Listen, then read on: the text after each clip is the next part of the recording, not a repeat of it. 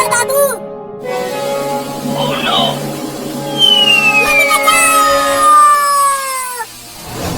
बाबू पर जाकर चिड़ियों के साथ दिवाली मनाना। मम्मी बचाओ।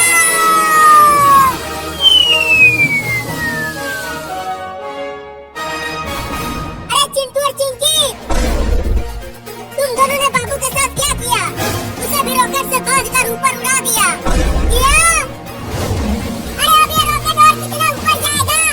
इस तरह से तो मैं बहुत दूर चला जाऊंगा। Oh no! मुझे जल्दी इसका रास्ता बदलना होगा।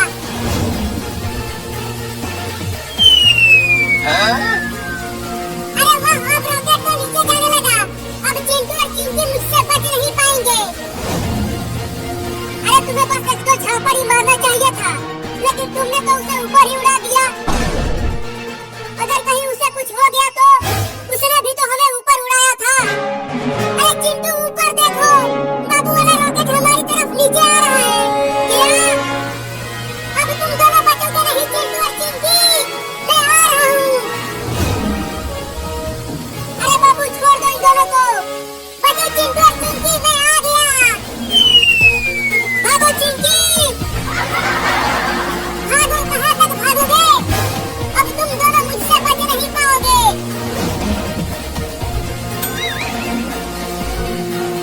अरे मुझे तो छोड़ दे रे, मैं तेरी माँ हूँ। भागती रहो मम्मी, वो बाबू पगला गया है, वो अब हमें छोड़ेगा नहीं। अगर तूने मुझे रॉकेट से उड़ाया तो मैं तुम्हें तुम्हारे पापा से बहुत पिटवाऊंगी। चिंटू और मम्मी बचाओ।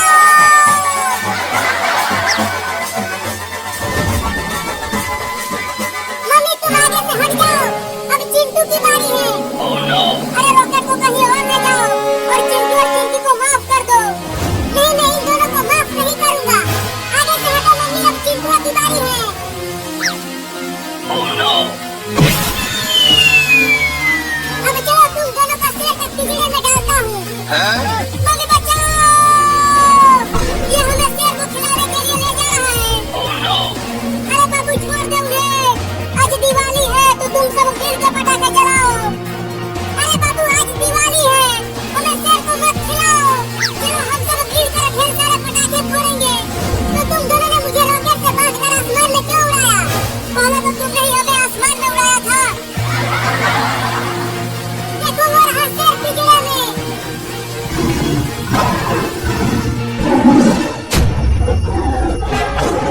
Oh no! अब तुम दोनों दिवाली की दावत बनोगे उस शेर का। नहीं नहीं बाबू, मुझे छोड़ दो, मैं इतनी जल्दी मरना नहीं चाहती। हाँ बाबू, अगर तुम हमें छोड़ दोगे ना तो मैं तुम्हें ढेर सारे पटाखे खरीद कर दूंगा। क्या सच में तुम मुझे ढेर सारे पटाखे दोगे? हाँ बस हमें छोड़ दो। ठीक है तो चलो वापस।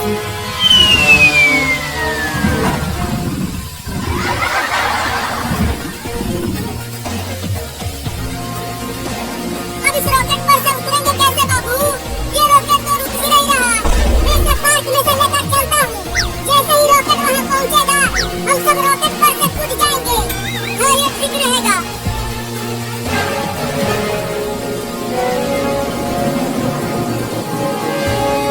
जल्दी कूदो।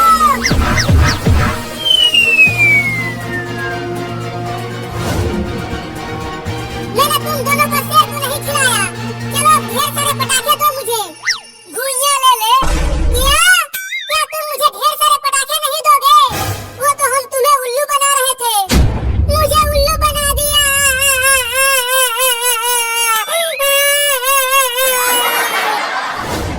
अरे तुम सब यहाँ पर हो और मैंने तुम्हें कहाँ कहाँ नहीं ढूंढा, लेकिन हमें क्यों ढूंढ रहे हो पापा? अरे मैं तुम तीनों के लिए दिवाली के बहुत सारे पटाखे लेकर आया हूँ। जल्दी घर जाओ, वहीं पर है। जल्दी भाग चिंटू। और मेरी दोनों चिंटू, जो पहले पहुँचेगा उसे ज्यादा पटाखा मिलेगा। तब तो मैं जल्दी पहुँचूंगा और उन सभी पटाखों पर कब्जा कर लूंगा।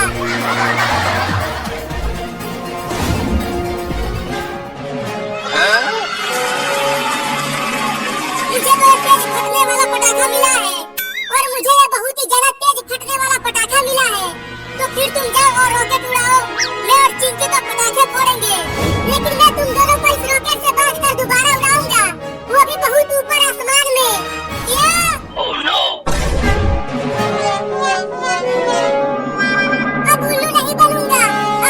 बदला लेकर ही रहूंगा। मम्मी पापा जल्दी घर से बाहर आओ और हमें बचाओ। आप ऊपर जाओ, बचाओ।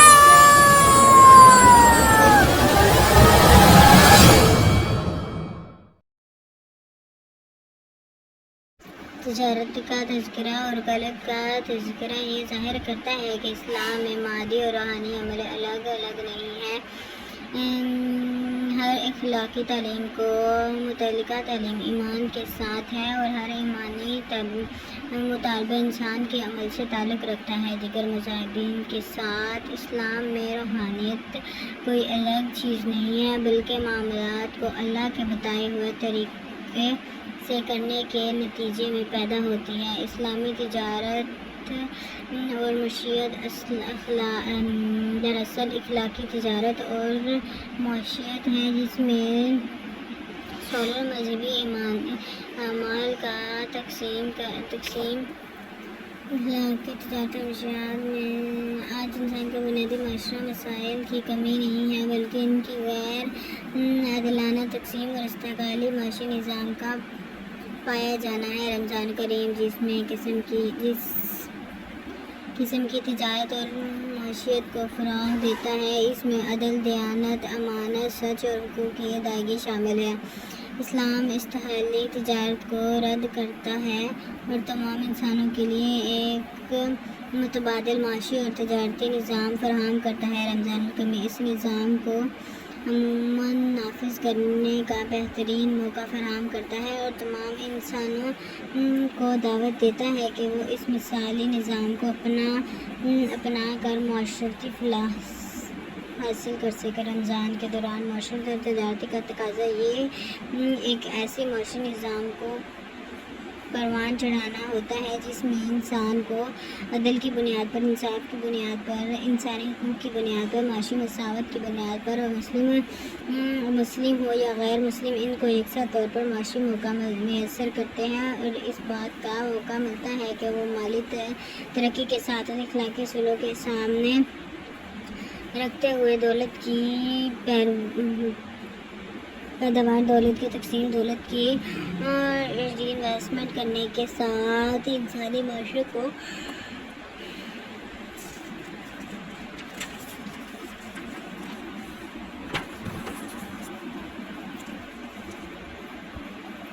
रोज़ा और हमारी ज़िंदगी पर कौन एक पुरअमन माशरा बना सके। रोज़ा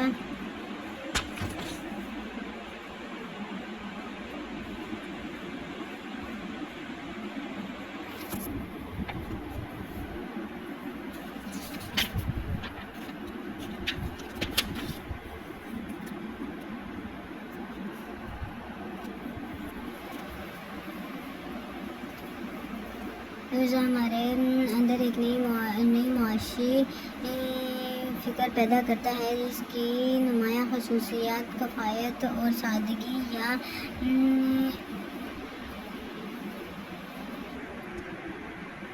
लेकिन नमूद नुमाइश और तशरीह और फजूल खर्ची ना पाई जाती हो। रमज़ान का महीना सादगी और माशरती फलाह कामों की हौसला अफजाई करता है और गैर ज़रूरी तशकीन से रोकता है और हमारे अंदर ये रवैया एहसास पैदा करता है कि सादगी इख्तियार करते हुए ग़ज़ा और अपने दीगर मामलात में ज़रूरियात की हद तक रहा जाए और तईश को इख्तियार न किया जाए। गोया रोज़ा तकिया नफ्स के ज़रिए और इन अच्छे आदात के ज़रिए जो इस पूरे महीने के समरात हैं, हमारे नुक्ते नज़र को तब्दील करता है और ये समझता है कि सादगी माशी मामलात में सादगी, ग़ज़ाई मामलात में सादगी, घरेलू मामलात में सादगी माशरे में इख्तियार की जाए, जिसके नतीजे में माशियात के ऊपर से एक बड़ा बोझ और ताशियात से होता है कम किया जा सके। जायज़ा लेकर देखा जाए तो मालूम होगा कि बहुत से ऐसे ममालिक में जहाँ पर बहस में खसारा कार रुझान पाया जाता है, इन कामों की मईशत का एक बड़ा हिस्सा تاشرات پر صرف ہوتا ہے اور اس معاشی بوجھ کو بڑھانے کے لیے ذرائع ابداع نمایاں کردار ادا کرتے ہیں۔ ایک شخص جو بغیر غازے کے بھی پرکش نظر آتا ہوا بلاک عامہ کے ذریعے اثر غیروں کے استعمال پر مادہ ہو جاتا ہے۔ سرمایہ دارانہ معیشت کی ایک بنیادی خصوصیت اس کا کنزیومر کو فروغ کر دیتا ہے، جس کے ذریعے اثر ایک شخص غیر معاشی اختیار کہ ہم ایسے اندر سادگی کے ذرائع ان ضروریات کو، ان اقدام کو رواج دے جو ایک صحت مند معاشرے کے لیے مفید ہوں۔ گویا روزے کے معاشی اثرات میں سے ایک پہلو یہ بھی ہے کہ یہ ہمیں معاشی میدان میں سادگی کی تعلیم دیتا ہے اور ان چیزوں سے بچنے کی طرف ابھارتا ہے جو عام طور پر قومی خزانہ اور معاشی بوجھ کا باعث بنتی ہیں۔ اسلامی نظام معیشت کی یہ خصوصیات ایسی ہے کہ اگر ان کو مغرب اور مشرق کے استحکامی معاشی نظام کی جگہ قائم کر دیا جائے تو انسانیت بھوک، افلاس اور معاشی استحکام سے نجات حاصل کر سکتی ہے۔ ایک اور پہلو شیئرنگ کا ہے، یعنی ایک افراد کے معاشی رائل پر صرف اس کا اور اس کے خاندان کا نہیں، دوسرے انسانوں کا بہت حق ہے، اور اس شیئرنگ کے معاشرے میں خوشحالی اور معیشت میں کشادگی اور ٹھہراؤ پیدا ہوتا ہے۔ روزے کے دوران تاجروں اور عام روزہ دار میں سے احساس بھی پیدا ہوتا ہے کہ وہ اس دنیا کی تجارت میں جتنی توجہ اور محنت سے اپنا وقت اور مال لگا رہے ہیں، کیا اسی مناسب سے آخرت میں کامیابی حاصل کرنے کے لیے بھی کوئی انویسٹمنٹ کر رہے ہیں یا نہیں۔ اصلی انویسٹمنٹ تو وہی ہے جو نہ صرف اس دنیا میں بلکہ آخرت میں ایک مسلمان کو کامیاب کر دے۔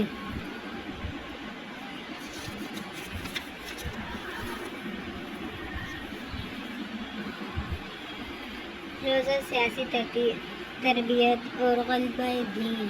حقیقت یہ ہے کہ اللہ تعالیٰ کی اپنے بندوں پر نعمتوں اور انعامات کا شمار ممکن نہیں، لیکن اللہ کی ان نعمتوں میں رمضان المبارک کو ایک منفرد حیثیت حاصل ہے۔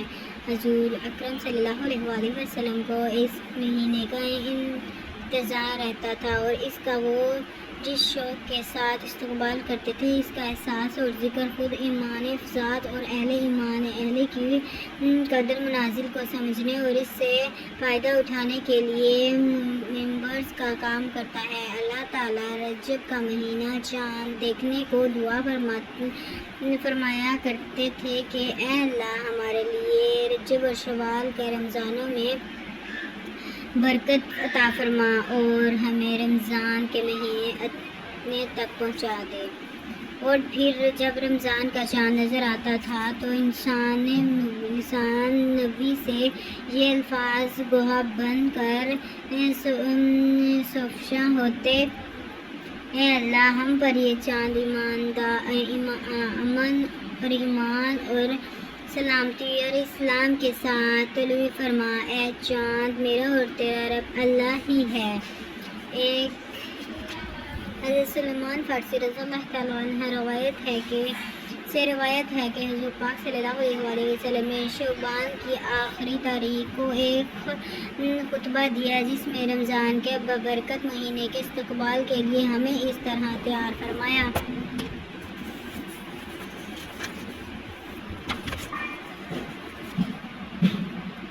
اے لوگو، بہت بڑی نعمت اور عظمت اور بابرکت والا مہینہ تم پر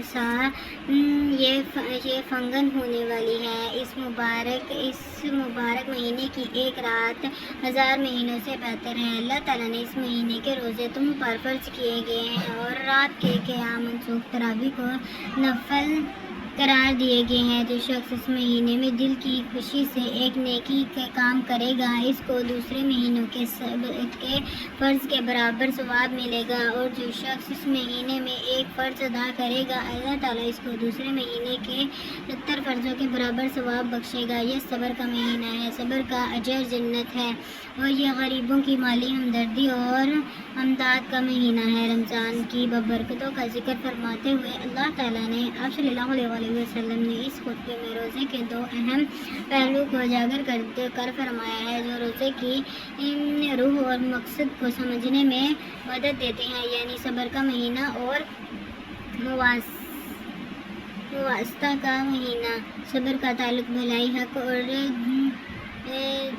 جد عدل پر جم جانے اور استقامت کے ساتھ اللہ تعالیٰ اور روزے کی بندگی کو ہر حال میں ولیت دینے سے یہ اپنے تمام معاملات کو اللہ تعالیٰ کی خوشی اور رضا کے تابع کر دیتے ہیں۔ مواسطہ کا تعلق معاشرے میں بسنے والے افراد کے ساتھ معاملات کی نوعیت کے ساتھ ہے، یعنی غریبوں اور دوسرے انسانوں کے لیے مالی ہمدردی اور امداد کا مہینہ ہے۔ صبر کا تعلق خواہشات اور جذبات پر قابو کی صلاحیت پیدا کر کے اور رب کی اطاعت اور حق کی راہ میں ثابت قدم سے ہے، اور مواسطہ کا تعلق دوسرے انسانوں کے لیے رحمت اور اخوت کے جذبات کو پروان چڑھا کر ایک دوسرے کے لیے سہارا بننے اور انسانی معاشرے کو محبت، تقاضا اور سلامتی کا گہور بنانا ہے۔ قرآن کی تعلیمات کا خلاصہ اللہ کی اطاعت